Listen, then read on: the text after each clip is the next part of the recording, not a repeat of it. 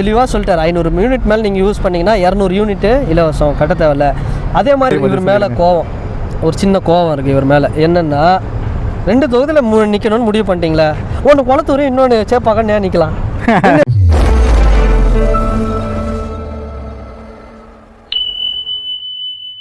இப்போ வந்துட்டு எல்லாருமே வந்துட்டு எக்ஸ்பெக்ட் பண்ணுறது வந்துட்டு அந்த எலெக்ஷன் முடிஞ்சதுக்கப்புறம் பதவி ஏற்றதுக்கப்புறம் அவங்க போடுற கையெழுத்து.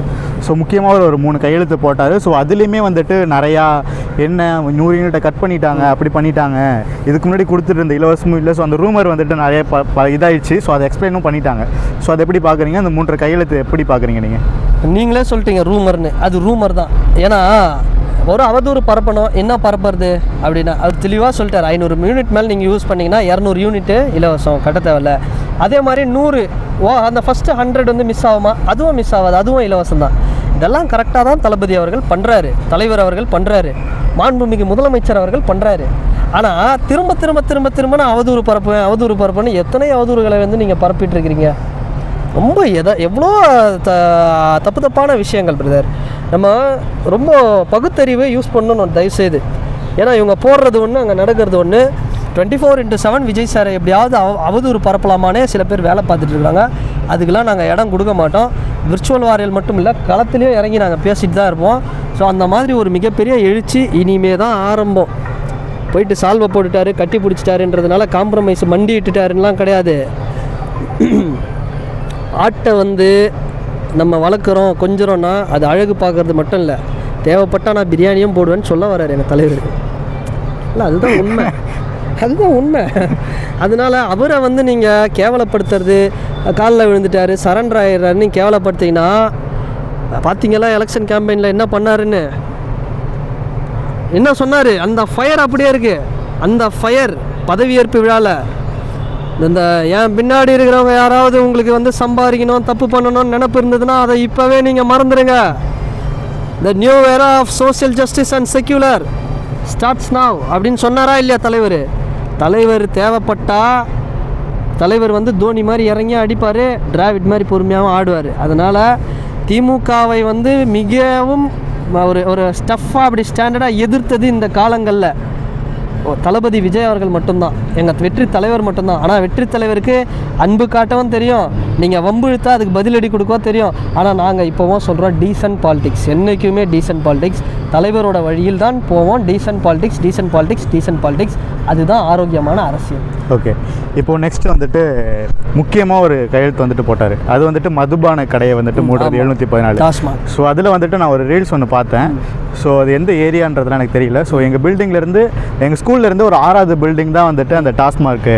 ஸோ நான் 40 வருஷமாக வந்துட்டு போராட்டினேன். ஸோ 2 ஆட்சிலையுமே நடக்கல, தேவா காட்சியில் நடந்தது, முதல்வர்களுக்கு ஒரு அந்த ஸ்கூலோட கரஸ்பாண்டன்ட் நினைக்கிறேன். ஸோ அந்த ஓனர் வந்துட்டு பேசியிருந்தாங்க.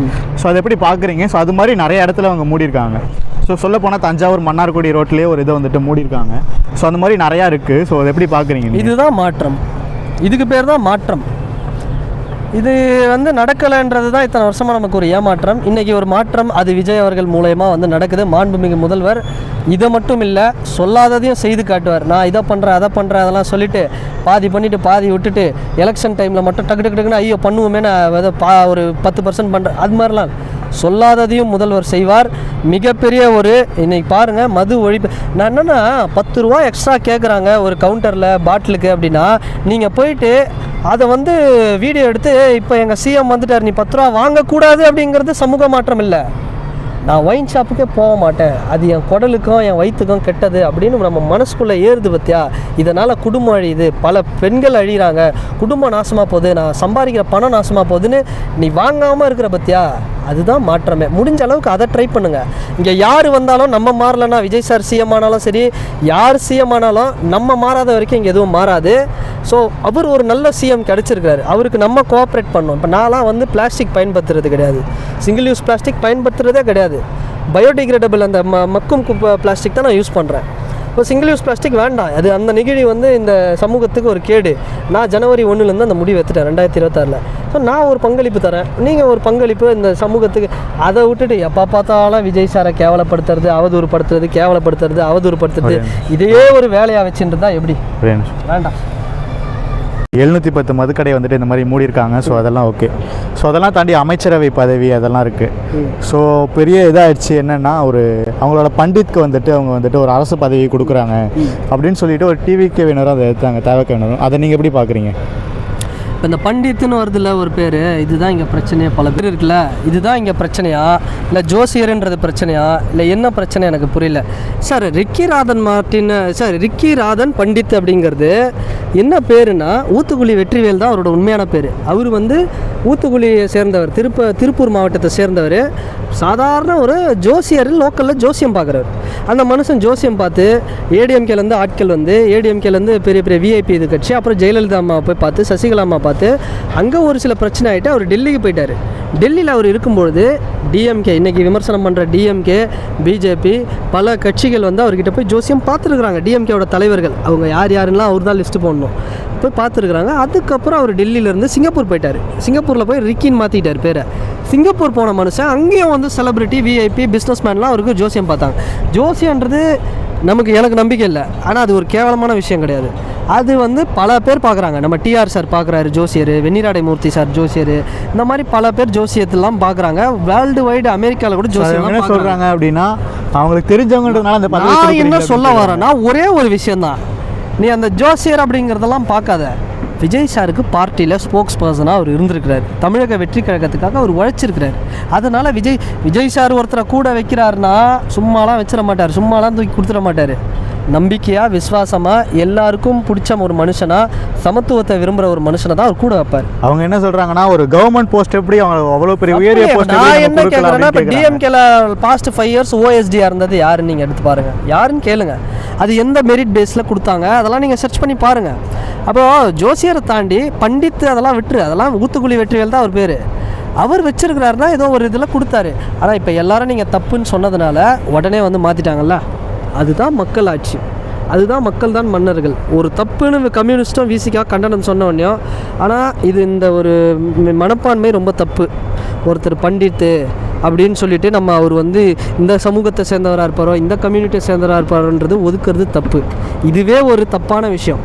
இப்போ ஒருத்தர் முஸ்லீம் அப்படிங்கிறதுனால நான் வந்து ஒருத்தரை ஒதுக்குறோன்றது எந்த அளவுக்கு தப்போ, அப்போ பண்டித் அப்படிங்கிற பேரை கேட்டுட்டு அவரை ஒதுக்குறோம். ஒரு வேளை அவர் பிராமணாக இருப்பாரோ அவரை நம்ம ஒதுக்கணும், அவர் மேலே ஒரு அழுத்தம் கொடுக்கணும், அவர் வந்து விஜய் கூட உட்காந்து ஒரு வேளை சூழ்ச்சி பண்ணிடுவாரோ இப்படின்னு நினைக்கிறது அப்படிங்கிறது ரொம்ப தப்பான மனப்பான்மை, ரொம்ப தப்பு. தமிழக வெற்றி கழகம் எல்லாருக்கும் பொதுவான கட்சி. அவர் பிராமணாகவே இருந்தாலும் அவர் எல்லாருக்குமான ஒரு மனுஷனாக இருந்ததுனால தான் விஜய் சார் கூட வச்சு ட்ராவல் பண்ணுவார். இது ரொம்ப தப்பான செயல். ஓகேண்ணா, இப்போ வந்துட்டு அந்த அமைச்சரவை வந்துட்டு இருக்குது. ஸோ அதை எப்படி பார்க்குறீங்க நீங்கள் அமைச்சரவையை? ஸோ அது மாதிரி உதயநிதி ஸ்டாலின் வந்துட்டு ஒரு இது சொல்லியிருந்தாங்க, உங்களுக்கு வந்துட்டு பயம் இருந்திருக்கு, அதனால தான் நீங்கள் 2 தொகுதியில் வந்துட்டு ஒன்றுத்தை வந்துட்டு ராஜினாமா பண்ணிட்டீங்க அப்படின்னு சொல்லி சட்டசபையில் பேசியிருந்தாங்க. ஸோ அந்த 2 விஷயம், அதுக்கு நீங்கள் என்ன பதில் சொல்ல விரும்புறீங்க? ஸோ 2த்துக்கும் சேர்த்த மாதிரி இவர் மேலே கோவம், ஒரு சின்ன கோவம் இருக்குது இவர் மேலே. என்னென்னா 2 தொகுதியில் நிற்கணும்னு முடிவு பண்ணிட்டீங்களா? ஒன்று குளத்தூர், இன்னொன்று சேப்பாக்கன்னு நிற்கலாம் இருக்கலாம்ல. அதைத்தான் சொல்கிறேன். ஏன்னா இது எதுக்காக சொல்கிறேன்னா அதுக்காக சொல்கிறேன். இது ஏன்னா அந்த மனுஷன் பாருங்கள், விஎஸ் பாபு நின்னதுக்கே குளத்தூரில் இது சேப்பாக்கத்தில் ஒருத்தர் நின்னார். அவர் நின்னதுக்கே அண்ணன் வந்து ஒரு 10,000 ஓட்டில் தான் வின் பண்ணியிருக்கிறாரு. அப்போ விஜய் சார் நின்று இருந்தால் என்ன ஆகும்? அவர் பயந்து போய் நிற்கலை, உங்களுக்குலாம் ஒரு ஆப்ஷன் வந்து விட்டுருக்கிறாரு. அவர் வந்து ஒரு அளவுக்கு கரெக்டு தானே. எதுக்கு அதை ராஜினாமா பண்ணணும், திரும்பி அந்த இடைத்தேர்தல் நடத்தணும்? ஸோ ஒரு தொகுதியில் நின்றுக்கலாமே, எதுக்கு அந்த 2 தொகுதியில் நின்னாங்க அப்படின்னு எல்லாரும் நாங்கள் 108 நாங்கள் 108 வாங்கியிருக்கோம். நாங்கள் வந்து ஆப்ஷன் இருந்தால் 4 தொகுதியில் கூட நின்று இருப்போம். 2ல் ஏன்னா சரி, இது வந்து ஒரு விளையாட்டுக்கு தான். நான் வந்து திமிரா சொல்ல பிரதர், திருச்சிங்கிறது தமிழ்நாட்டோட சென்டர் பாயிண்ட்டு. சப்போஸ் நம்ம பெரம்பூர் திருச்சி 2த்தையும் கவர் பண்ணுவோம், 2த்தில் எதையாவது ஒன்று நம்ம இது பண்ணிவிடுவோம். ஸோ பெரம்பூர் அப்படிங்கிறது நம்ம அடிக்கடி அவைலபிளாக பக்கத்துலேயே போவோம் வருவோம்.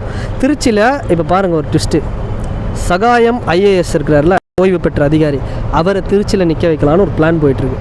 அவர்லாம் நின்னாருன்னா திருச்சி கிழக்கில் அவ்வளோ சூப்பராக இருக்கும். இல்லை இன்னும் வந்து என்ன சொல்கிறாங்கன்னா, முதல்வர் ஸ்டாலின் ஐயாவனையும் திரும்ப நிப்பாட்டலான்னு சொல்கிறாங்க. இதுக்கு ஒரு மீம்ஸ் போட்டு வச்சுக்கலாம் நம்ம பசங்க.